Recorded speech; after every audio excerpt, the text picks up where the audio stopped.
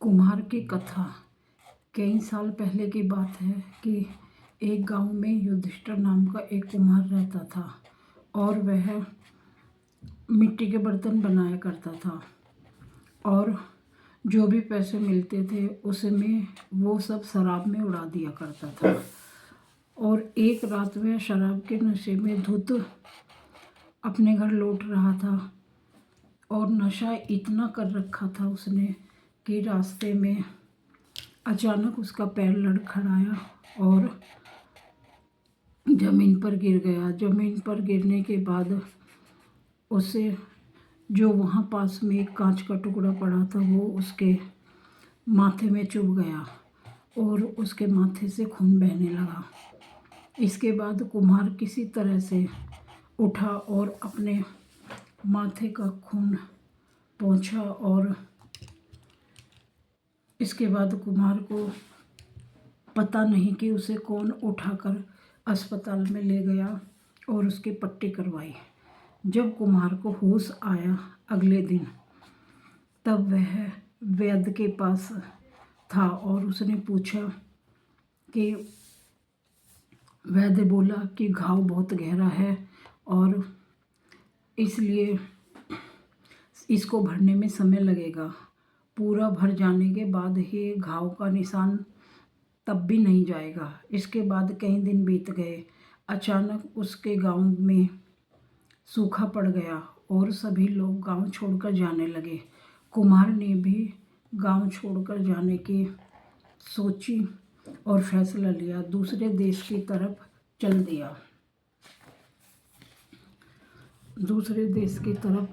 वह भी और नए शहर में जाकर राजा के दरबार में नौकरी मांगने गया।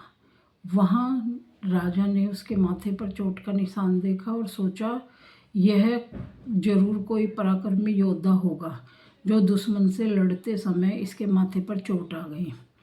यह सोचकर राजा ने अपने दरबार में एक खास जगह दे दी, उस पर विशेष ध्यान देने लगा। और यह देख राजा के दरबार में मौजूद राजकुमार, सेनापति और भी सैनिक उसको देखकर जलने लगे।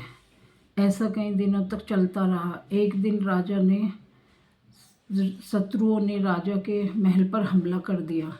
राजा ने अपनी पूरी सेना को युद्ध में तैयार किया। उसने युधिष्ठिर को भी युद्ध जाने के लिए कहा। युधिष्ठिर जब युद्ध भूमि की तरफ जा रहा था तो राजा ने पूछा उसके माथे पर चोट किस युद्ध में लगी है, और वह बोला। इस पर कुम्हार ने सोचा कि राजा का अगर भरोसा जीतना है तो मुझे झूठ बोलना पड़ेगा,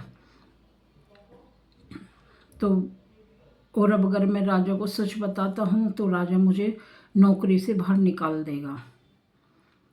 तो उसके बाद राजा ने फिर दोबारा पूछा तो वह बोला, राजा मैं कोई योद्धा नहीं हूँ, मैं एक साधारण सा प्राणी हूँ और मैं साधारण कुम्हार का काम करता हूँ। यह चोट मुझे किसी युद्ध में नहीं लगी, बल्कि शराब पीकर गिरने के कारण यह मेरे माथे में चोट लगी है।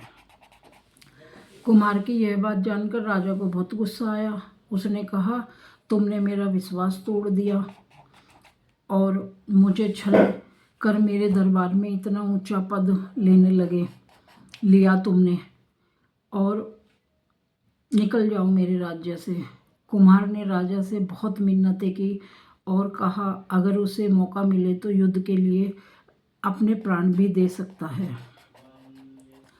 राजा ने कहा, तुम चाहे जितने भी वीर पराक्रमी हो, लेकिन शूरवीरों के कुल के नहीं हो, और मेरे महल में शराबी की कोई जगह नहीं है।